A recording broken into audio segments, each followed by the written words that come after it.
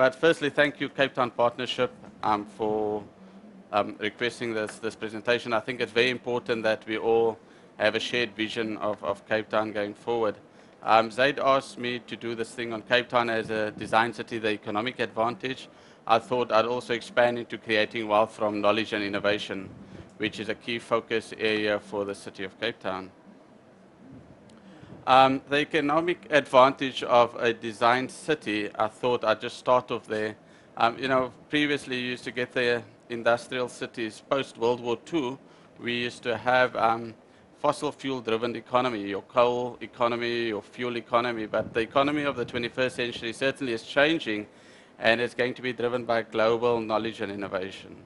The economics of information is certainly taking precedence in terms of future growth. So without undermining the need for large-scale infrastructure and your traditional industries, the economies of the future are going to be taking over in the space of knowledge and innovation. It's got a high potential certainly to create jobs because design, as you all know, is labor-intensive. There's an enormous amount of talent concentration we can get by positioning Cape Town as a design city. Design underpins every form of creation, from objects such as chairs to the way we plan and execute our lives.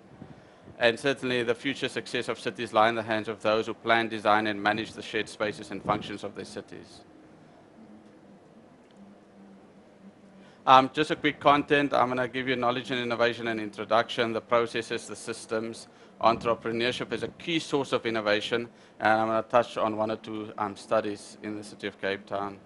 We've got one of the sub-strategies, a key strategic focus is to position Cape Town as a global knowledge and innovation hub. I'm going to try to explain what that means. What is knowledge and innovation? Knowledge is basically expertise and skills acquired by a person, society, or organization through research, experience, or education. Innovation, again, significant or sometimes incremental changes in thinking, processes, and products and services. Successful application of new ideas is another way of putting it. And innovation normally starts with ideas and inventions and ends up with commercialization. What are knowledge and innovation processes? Basically, it's the process of innovation is a rhythm of search and selection, exploration and synthesis, cycles of divergent thinking followed by convergence. Similar to a presentation some of us heard yesterday about Innocentive, where they take ideas from around the world and bring it together and converge into something that has a common interest and objective. So it's a process of knowledge flow and application that starts with the idea and invention and usually ends with taking an idea, product, or service to market. Just remember again, the focus of this presentation is to create wealth from knowledge and innovation, which positions the design city as an enabler of economic growth or an economic advantage. R&D spend or invention is simply not enough to create wealth from knowledge and innovation. Innovation can be demand-driven or it can be supply-led. Proper arrangement of the processes will create an efficient innovation system at organization, local, regional, or country level. So if you have the systems in place, you've got everything happening here today.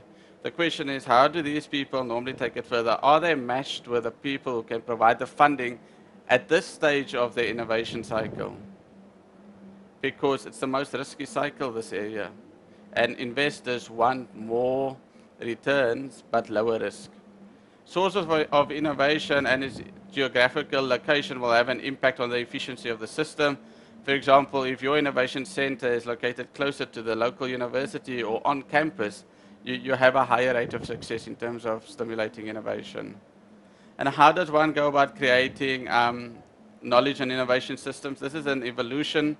You can get your traditional research-based innovation center, but if you go to the more complex one, and now even more web-based, you can go through multinational enterprises. If you look at the whole ecosystem, you can look at entrepreneurs, local businesses, events organizers. Design Indaba is a key innovation platform for the city of Cape Town. Innovation awards, certainly very key. We've got a winner of last year in our room. And students, as you can see, I was very encouraged by the long line of students. It's very important that we create this innovation ecosystem that keeps on stimulating the environment. What can governments do and what are we doing? We need to encourage entrepreneurship, and I'm going to touch on that a bit. Establish and encourage relationships with universities. The City of Cape Town has actually established a formal relationship with CHEC, the Cape Higher Education Consortium, and we also need to design learning for practical use. In other words, we go out and buy new solutions.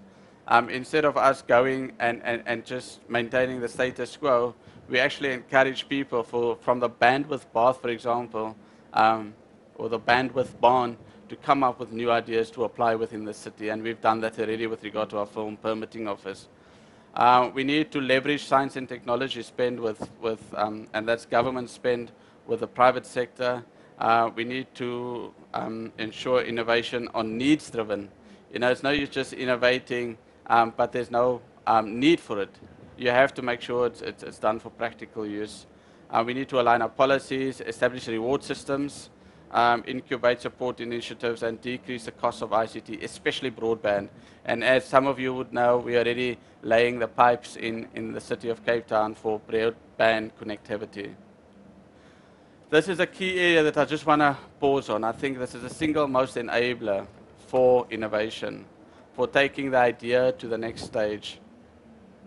Entrepreneurial opportunities are systematically created under certain conditions where investment is aligned with new human capital needs.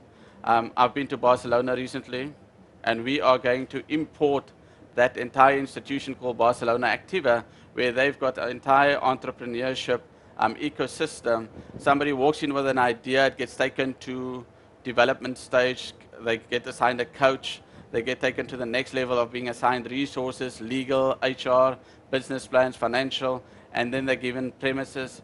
Year 1, it's low. Year 2, a bit higher. Year 3, they're almost to mature stage. And then year 4, they go out in the open market. Plenty of examples where they've created thousands of jobs through that process. We don't have something as effective here, so we're going to import that institution. Government support to small business must be focused and relevant, and we're certainly increasing the focus there more. We want to create more ICT, new media and technology, focus areas, and encourage more development on that side. As an example, MIT Business Plan Competition Systems has facilitated the birth of 85 companies with an aggregate value of $10.5 billion within less than 20 years. They're coming here at the end of March to have a massive conference that allows for stimulation of entrepreneurship in the City of Cape Town. We're getting about 400 or 500 delegates, and we're certainly going to unpack entrepreneurship more. For those of you who don't know, Cape Town has been ranked #1 in entrepreneurship by far of any of the other cities when compared to the other cities. So we're right on top and everybody else is behind. Entrepreneurship has got the first stage area where people like these people, I think, in this hall come up with very good ideas, and that's called first stage entrepreneurship, where they've developed a product but it's not quite there yet. And that first stage entrepreneurship capability has been ranked in Cape Town to be #1 out of 34 cities and regions. International study. So we've got a wealth of entrepreneurship, a wealth of design, a wealth of innovation. And in answer to the question posed to me, is Cape Town a design city? I'd like to believe yes. I think we've got fantastic assets to position Cape Town internationally. I'm very encouraged by what I've seen over the last few weeks in terms of capability of people who are in our communities, and we need to stimulate so that they can come out and share with us what it is they've got. The other one that was identified was, how do we accelerate the development of everything we've got? We agreed and with our mayoral committee and the political leadership that we want to form closer ties with the city of Barcelona. The head of economic development told me last year when I was there, had it not been for the mega sporting event like the Olympics, they would not have been able to compact 100 years of development within a space of 10 to 20 years. So we want to position ourselves in the slipstream and we want to benefit from it. And that is my 10 minutes. Thank you very much.